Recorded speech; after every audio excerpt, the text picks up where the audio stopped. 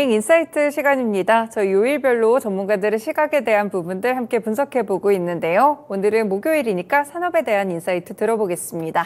유진투자증권의 양승윤 연구원님 함께 해주십니다. 연구원님 안녕하세요. 안녕하세요. 네, 저희 오늘 항공이랑 운송주들 이야기들 먼저 좀 들어보겠습니다. 조금 전에 저도 같이 체크를 해봤는데 일단 대한항공도 실적이 발표가 됐고요. 티웨이 항공도 실적이 나왔습니다. 제주항공 진에어 5월쯤에 중순쯤에 나올 것으로 보이는데 이번 실적들 좀 어떻게 보고 계신가요? 일단은 LCC들 중심으로 해서 실적이 굉장히 좀 좋지 않을까 이렇게 예상을 하고 있습니다. 네. 저희 1분기 때 국제 여객 상당 부분 정상화가 진행이 되었었고, 그리고 LCC들 중심으로 해서 국제 노선들 운항이 많이 늘어났기 때문에 그런 효과들이 맞물리면서 사상 최고 수준의 영업이익을 기록을 하지 않을까 예상을 하고 있습니다. 네. 지난번에 티웨이에서 실적이 발표가 되었는데 영업이익이 827억 원 기록을 하면서 과거 최고 수준을 기록을 했고요. 네. 아마 진에어와 진에어와 그리고 제주항공도 비슷한 사업량을 보였기 때문에 한 700억에서 800억 정도의 영업이익 상당히 좀 높은 수준을 기록을 하지 않을까 이렇게 예상을 하고 있습니다. 네, 그렇군요. 티웨이 항공도 이번에 좀 실적이 좀 잘 나온 것으로 보이는데 아무래도 호실적의 배경이 좀 어떻게 될까요? 일단 호실적의 배경은 첫 번째가 높은 운임 때문입니다. 높은 네. 운임이고, 그리고 두 번째가 계속해서 공급을 늘렸기 때문에 이런 두 가지 포인트가 좀 맞물리면서 실적이 좋았다고 보시면 될 것 같고요.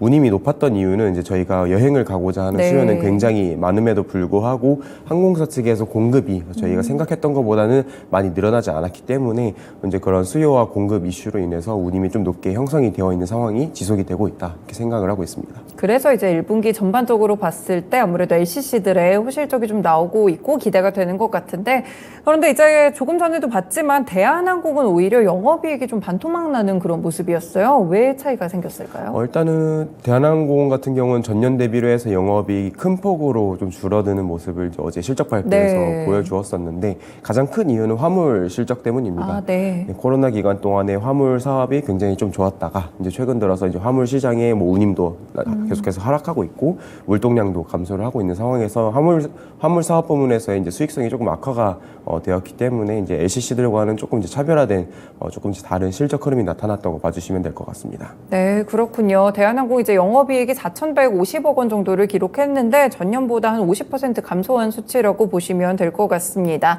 그렇게 방금 말씀 주신 대로 코로나19 기간 동안 사실 대한항공이라든지 아시아나항공이라든지 대형 항공사들은 화물로 굉장히 실적 방어를 좀 했었잖아요. 지금 화물 쪽은 좀 물동량이 많이 줄어들고 있는 상황인가요?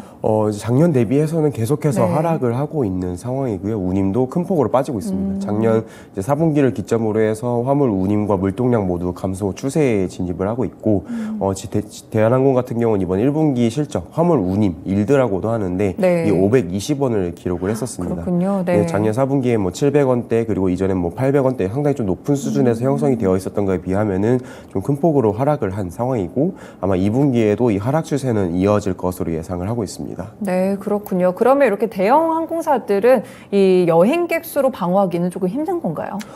일단은 지금 1분기 때는 좀 그런 모습이었습니다. 네. 여객 회복이 이런 화물 실적 감익에서 좀 커버를 못하는 모습들이 나타났었지만, 지금 대한항공을 포함해서 지금 국내 FSC들 대형 항공사들은 네. 2분기 때부터 여객 공급을 좀 본격적으로 늘려가려고 하고 있는 상황이고요.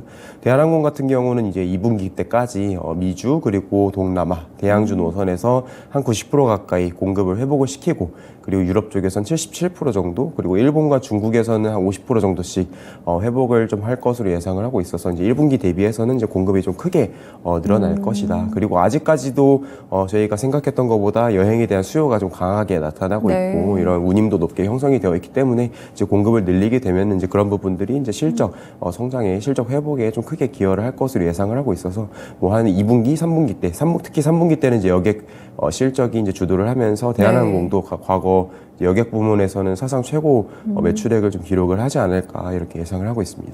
네, 이렇게 좀 국제 여객수가 점차 좀 회복을 하고 있는 상황 속입니다. 일단 그래서 항공주들이 리오프닝 수혜감을 굉장히 많이 좀 흡수를 했었어요. 근데 보니까 LCC도 좀 차별화되는 그런 흐름들이 좀 있었는데 어떤 종목이랑 왜 차이가 생기는 걸까요? 일단 LCC 중에서는 기본적으로 전통적인 강자죠. 이제 네. 제주항공 그리고 진에어 중심으로 해서 이제 작년 말부터 해서 계속해서 상승세를 보였었고요. 이후에 네. 이제 티웨이 항공이라든지 이제 에어부산과 같은 이제 기타 LCC로의 좀 수급이 이제 옮겨져 가는 그런 흐름들을 보였던 것 같습니다. 뭐 그랬던 이유에는 가장 첫 번째는 이제 전통적으로 제주항공과 진에어가 제일 외형 자체도 네. 크고 실적도 과거에 상당히 좋았기 때문에 이제 먼저 이 진에어와 제주항공 쪽에 좀 수급이 갔던 것으로 예상을 하고 생각을 하고 있고 이후에 이제 티웨이 항공과 에어부산 같은 경우는 뭐 자본 잠식 우려라든지 이런 재무구조 네. 상의 이슈로 인해서 조금 이제 나중에 뒤늦게 좀 올라갔던 모습들이 있지 않았나 이렇게 판단을 하고 있습니다. 지금 코로나19 기간 동안 항공사들의 항공기 대수도 좀 많이 줄인 상황이었잖아요. 좀 늘리면 빠르게 실적 회복으로 이어질 수가 있을까요? 일단은 지금 기재수가 전체로 봤을 때는 이제 과거 코로나 이전에는 450대 정도를 네. 기록을 하다가 이제 코로나 기간 동안 뭐 항공기 반납이라든지 퇴역 이런 것들이 진행이 되면서 한 50대 정도 비행기가 줄어 있는 상황입니다. 그래서 이제 계속 항공사들은 이제 그동안 줄었던 비행기들을 다시 늘리고자 이제 추가 기재 도입 계획을 내세우고 있고 물론 네. 이런 기재들이 잘 도입이 된다라고 하면은 뭐 공급이 더 늘어날 수 있는 부분들이니까 뭐 실적 외형 성장 기대를 해볼 수 있겠지만 사실 지금 항공사들 계획대로는 되지 않고 있는 상황입니다. 네. 지금 뭐 보잉이라든지 뭐 에어버스 이런 항공기를 만드는 회사 네네. 측에서 공급망 이슈로 인해서 비행기가 많이 못 만들어지고 있는 상황이고요.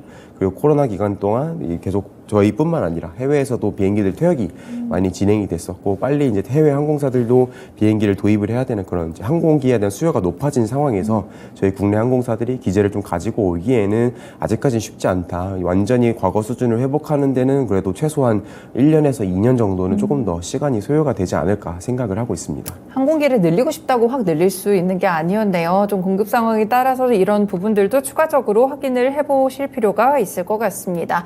그러면 지금 저희가 좀 대형 항공사 그리고 중소형 항공사들 함께 좀 나눠서 체크를 좀 해봤는데 조금 더 투자 매력도가 높은 쪽이 어디라고 보세요?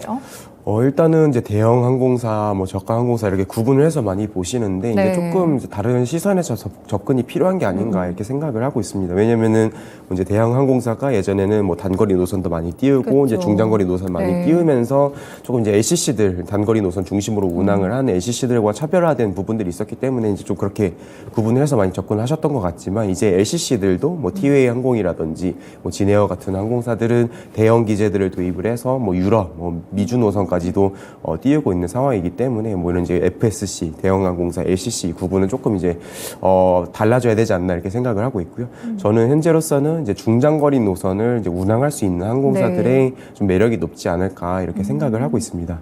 그 이유로는 지금 단거리 노선, 뭐 일본이라든지 그리고 이제 좀 더 멀리 가면 이제 동남아 노선 같은 경우는 뭐 이미 LCC들 중심으로 해서 1분기 때 공급이 많이 회복이 된 상황이고 그렇죠. 네. 또 2분기 이후에는 이제 대형 항공사들이 그동안 못 늘렸던 공급들을 늘릴 예정에 있고 뭐 일본과 이런 동남아 노선에서도 계속 공급 회복이 이루어지니까 이 중단거리 노선에서의 경쟁이 심화가 될 수 있다고 생각을 하고 있어서 오히려 이제 경쟁 강도가 상대적으로 좀 낮은 뭐 유럽이나 뭐 미주 노선을 띄울 수 있는 그런 중장거리 운항이 가능한 항공사에 좀 주목이 필요하지 않나 생각을 하고 있습니다.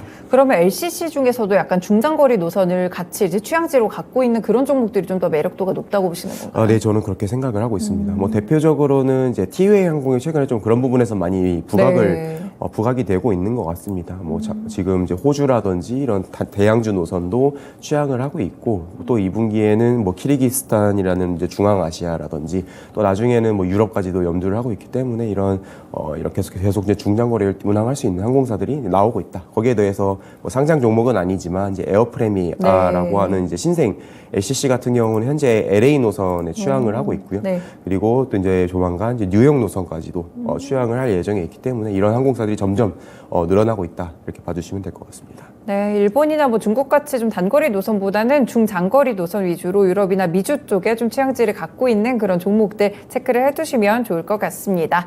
네, 다시 좀 이야기를 돌아가서 대한항공과 아시아나 이제 지금 인수심사가 계속 일어나고 있는데 현황 좀 같이 짚어주세요. 일단은 지금 필수 신고를 해야 되는 이제 국가 중에서 지금 유럽과 미국, 일본 이 세 개 국가에서 심사 승인을 기다리고 있는 상황이고요. 네. 뭐 이제 과거 뭐 중국이라든지 일부 국가에서는 이미 승인을 승인을 받았고 이제 세계 국가에서 승인을 받으면은 이제 허가가 된다 이렇게 봐주시면 될 것 같습니다. 네. 지금 이제 상당히 좀 고비였다고 생각이 되었던 이제 중국에서는 좀 생각보다 좀 쉽게 승인이 나온 상황이고 오히려 유럽이라든지 미주 쪽에서 이 심사 강도가 격화됨에 따라서 조금 이제 순탄치 않은 모습들을 보이고 있긴 하지만 네. 뭐 여전히 대한항공 측에서는 뭐 계속해서 이 합병 관련해서 협의를 잘 진행을 하고 있다라고 이야기를 하고 계시고 이제 빠르면은 뭐 유럽 쪽에서 8월 달에 결과가 나올 것으로 예상을 하고 있어서 이제 그때부터 또 다시 합병에 대한 시계가 돌아가지 않을까 이렇게 예상을 하고 있습니다. 그럼 투자자분들은 이 이슈에 대해서 언제쯤 주목을 좀 해보면 좋을 것 같으세요? 이제 슬슬 지켜봐야 된다고 생각을 하고 네. 있고요. 이제 하반기 넘어가면서 여러 가지 결과들이 좀 지속적으로 나올 것으로 예상을 하고 있고, 뭐 빠르면은 연내 그런 과정들이 좀 마무리가 되지 않을까 생각을 하고 있어서 이제 합병 이후에 좀 어떻게 될 것인지, 어떤 부분에 기대를 해야 되고, 어떤 부분이 리스크 요인인지에 대해서 조금 이제 지켜볼 필요가 있지 않나 생각을 하고 있습니다. 네, 대한항공과 아시아나 인수에 대한 부분들도 이슈를 놓치지 않고 꾸준하게 체크하시는 게 필요하시겠습니다. 네, 그러면 이제 항공운송 섹터 전반적으로 봤을 때 투자 전략 어떻게 해주세요? 일단은 이제 투자 전략으로서는 아까 말씀드렸던 것처럼 이제 종목으로는 이제 중장거리 운항 가능한 항공사가 이제 좋을 것 같다 이렇게 말씀을 네. 드리고 있고, 뭐 대한항공이라든지 뭐 TA 항공을 중심으로 좀 이제 보시는 걸 이제 보시는 게 좀 좋지 않을까 이렇게 네. 생각을 하고 있습니다. 그리고 이제 좀 저희가 계속해서 시장에서는 이제 최근에 주가 흐름이 이제 항공주들 주가 흐름이 좀 부진한 상황인데 그쵸, 네. 그 이유가 결국 이런 실적 기대감 그리고 이제 여객 회복, 여객 정상화에 대한 기대감들이 좀 이제 선 반영이 되었었고 이제 1분기 때 뭐 여행 수요도 피크고 이제 실적도 피크 아웃이다 뭐 이런 우려들이 있어서 좀 이제 최근에 뭐 좋은 실적을 보여주었음에도 불구하고 이제 셀온 이제 매도세가 좀 나타나는 모습들을 보였던 것 같습니다. 네. 그러나 지금 저희가 생각했던 것보다도 이 해외 여행에 대한 수요가 좀 계속해서 지속이 되고 있는 상황이고 또 아까 말씀드렸던 이제 기재 계획에서 상당히 좀 이제 추가 기재 도입이 좀 지연이 되고 있는 문제들이 나타나고 있기 때문에 항공사 측의 이제 공급 문제가 계속해서 나타나고 있는 상황이고요. 그래서 이제 항공사들의 이제 국제 여객 운임 그리고 국내 여객도 마찬가지고 이런 운임이 계속해서 좀 높게 형성이 될 것으로 예상을 하고 있어서 좀 2분기 때 원래 이제 저희가 비수기여서 이제 실적이 네. 계속 줄어드는 그런 추세 계절성이 있기는 하지만 이제 과거처럼 뭐 적자를 기록을 한다라든지 좀 이런 부분들은 좀 이제 우려가 너무 과도하지 않나 생각을 하고 있어서 2분기 때도 잘 좀 이런 비수기를 잘 넘어가고 3분기 성수기를 맞이를 하게 된다라고 하면은 좀 2분기 때 저희가 예상했던 것보다 이제 실적들도 잘 나오고 하면서 좀 반전의 기회들을 노려볼 수 있지 않을까. 오히려 최근에 좀 많은 조정들을 받고 있는 상황인데 이제 오히려 그때 좀 이제 좋은 항공사들 실적이 좀 잘 나오고 앞으로도 좀 여행 수요라든지 이런 것들 기대를 해볼 수 있는 항공사들에 대한 이제 관심을 좀 지속적으로 가져보시는 게 어떤가 생각을 하고 있습니다. 네, 그러면 여객 수요에 대해서도 일단 뭐 올해도 많이 폭발을 하겠지만 뭐 내년까지 아직 충분하게 좀 회복할 가능성은 높다고 보세요? 네, 아직까지 회복할 가능성이 높다고 생각을 하고 있고요. 뭐 이제 일본 노선 같은 경우도 네. 이제 저희가 작년 10월 달에 입국 정상화가 되면서 이제 많이들 이제 여행을 가고 계신 상황인데 지금 이제 지난 4월 말에 일본에서 이제 방역 단계를 완전히 낮추면서 이제 네네. 정상화 시키면서 일본 입국할 때 원래 요구가 되었었던 뭐 백신 접종 증명서라든지 뭐 코로나 검사 이런 것들에 대한 이제 요건들을 다 없앤 상황입니다.